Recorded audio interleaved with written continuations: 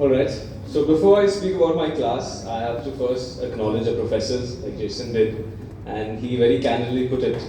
To all the professors of the computer department, all of you who are here, each and every one of you, in the most honest way I can put it, thank you for being chill. Thank you for understanding and being supportive of us throughout. Thank you for putting up with us when we were a little naughty. We got to see a different side of y'all when you'll accompany us for our tours, which we won't forget. I also have to especially acknowledge the support shown by Sir Gaurang, the management and principal Dr. Nina when I launched Quarantine Chefs. It was unprecedented and indeed encouraging. I also thank Ma'am Avila and Sir Vivek for, on behalf of our class, we thank you for working tirelessly towards our placement opportunities. We know we have been a challenging batch, but thank you for continuing to support us. And now, coming to my class. The graduating class of 2024. Our story began at an odd time in the world. We spent roughly 2 years online in a time when we knew classmates not by their first names, but by their usernames. Lolsome Dude, Tequila Sunrise sounded more familiar than Sanket or Rodden. Online exams were a breeze, and they formed our initial bonds of camaraderie and brought out the true spirit of teamwork and cooperation. And engineering didn't seem to live up to its daunting reputation. It didn't seem all that hard. But then we shifted back to campus. Suddenly, all the keyboard warriors were quiet as could be. Assignments, tutorials, and practical files became the new norm. A 3-hour offline exam seemed like a mammoth task, but somehow we survived. Then came a little subject called microprocessors and microcontrollers. Taught by someone you all know. I distinctly remember the night before our LPMC practical exam, I get a call. It's Isa.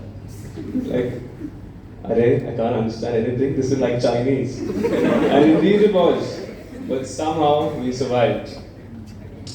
Our final semester exams and Project Viva are still knocking. The entire CTNS subject is not Chinese, but now seems like Greek. But I believe somehow we will survive.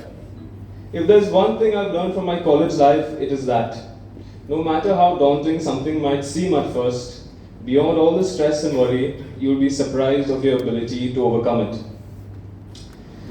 Our class had a healthy balance of everything. I had spoken about this to our class when we were on the last day. So we had a balance of everything, the snarky, the intelligent, the funny, and whatever the Tabib was.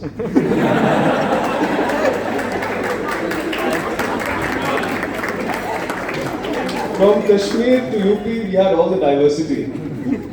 If you ever wanted to roast someone with a single comment, Manoj, your guy. You needed a good picture, Abhishek was there. You needed investment advice, Guruji Sanket was at your service. You needed any academic help, Nicole, Rafat, Nadia or Skyla would always oblige. You needed to cool off and chill, Jason and gang would never say no. Lacking attendance, Nishil can show you how to achieve 100%. You want to make sure your attendance is heard? Ask Joyfree. He'll show you. He'll tell you how to say 20. Need a playlist to recover from a heartbreak? Ask Warren. Want a playlist that makes you question what is music? Ask Joshua. How to unintentionally top technical writing? Mr. Satyam will tell you. Want to protest against the fee structure? Tabib will join you. If you wanted tips on running a business from a classroom, Mr. Pratham Shah would be your best bet.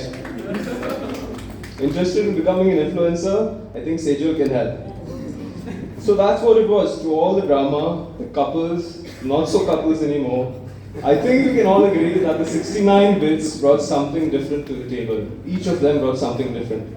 And that made us whole. I think, as you saw in the video, the tours were the highlight of our college life, where we had our fun, doing what you'd expect of young college grads. The late night therapy sessions, singing and dancing in the bus. Then came the processions and sports days, where there was no shortage of talent. Whether you spent your time in class, the canteen, or soaking up the breeze near the fields around DBCE, I'm pretty sure you're going to miss it. Today, for most of you, is the ceremonial last day as a student. No more looking forward to your summer break. No more bunking and heading off to a new adventure. No more fighting whether that goal was counted or not. No more the security yelling at you to wear your ID card. No more stressing over exams. But no, 10 years down the line, you're not going to remember the marks. You're not going to remember the exams, or you're not going to remember the assignments. You're going to remember those experiences. You're going to remember the bunch of dysfunctional characters you called friends that became some of the closest bonds you had.